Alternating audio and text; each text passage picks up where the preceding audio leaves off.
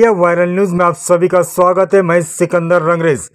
विशालगढ़ हिंसा मामले में मुस्लिम समाज की ओर से धुलिया शहर में किया विरोध प्रदर्शन।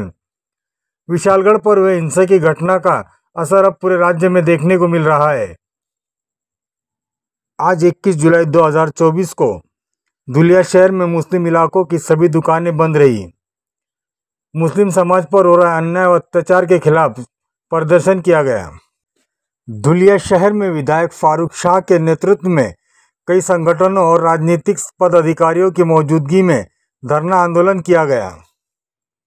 उस वक्त हजारों मुस्लिम समुदाय के लोगों ने हमलावरों के खिलाफ मामला दर्ज करने और उन्हें तुरंत गिरफ्तार करने की मांग की।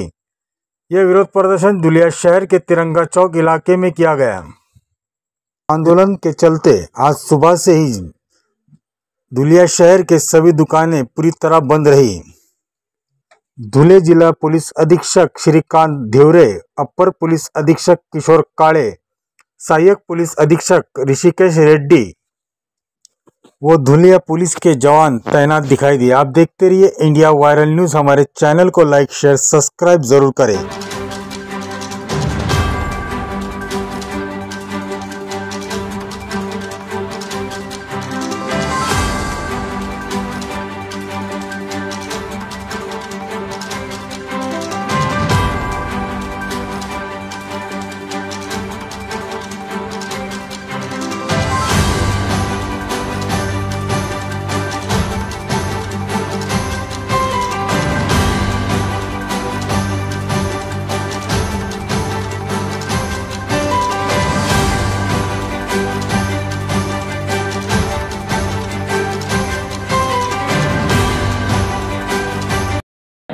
कोल्हापूर जिल्ह्यात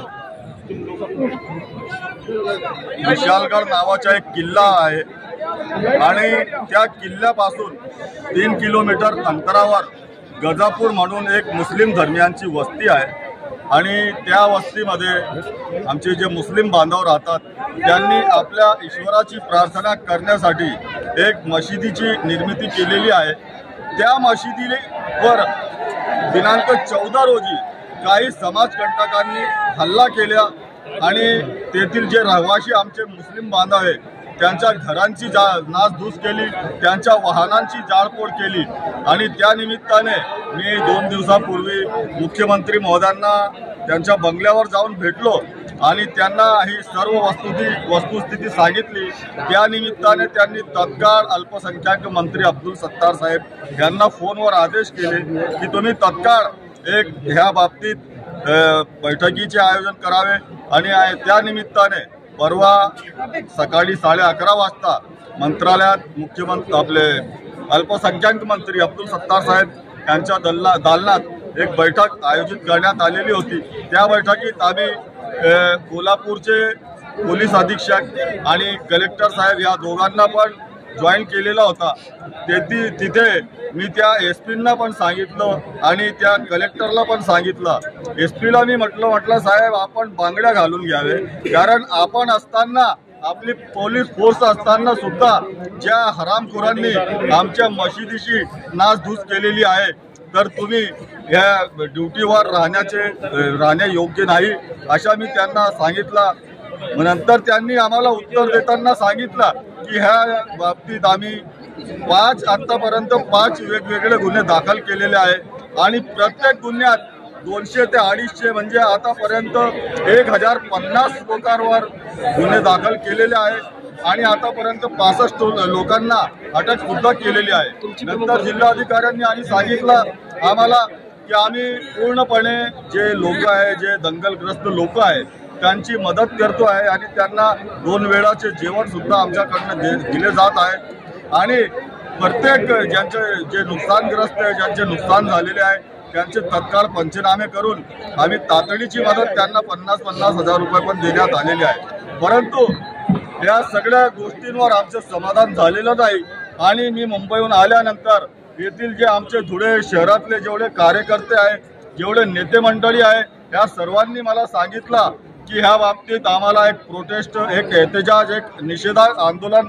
आम्हाला करायचं आहे आणि त्या निमित्ताने मी परवा रात्री 12 वाजता जिल्हाधिकाऱ्यांना सांगितलं की आम्हाला रविवारी 11 वाजेपासून तर 2 वाजेपर्यंत आम्हाला पूर्ण 80 फुटी रोड ब्लॉक करून तिथे एक प्रोटेस्ट कार्यक्रम आम्ही आयोजित करणार आहोत। आणि आज त्यानिमित्ताने माझे सर्व समाज बांधव, आमचे दलित नेते आणि सर्व जे सेक्युलर माइंडचे लोक आज येथे उपस्थित आहेत। प्रमुख मागणी काय आहे की ज्या हरामखोरांनी आमचे मशिदीचे नुकसान केलेले आहे, आमच्या मशिदींवर हल्ला केलेला आहे, त्यांना तत्काळ अटक करून त्यांच्यावर मोक्कान्वय कार्यवाही करण्यात यावी। त्यांच्यावर दरोडे आणि 307 सारखे गुन्हे दाखल करण्यात यावे। आणि त्याच निमित्ताने जे आमचे तिथले जे रहिवासी आहे त्यांना तात्काळीची मदत देण्यात यावी। आणि जे प्रशासन, तिथला जे कोल्हापूरचा जे प्रशासन आहे तो बघ्याची भूमिका घेत होता, त्यांना तत्काळ निलंबित करून त्यांच्यावर कारवाई करण्यात यावी, हे आमची प्रमुख मागणी आहे।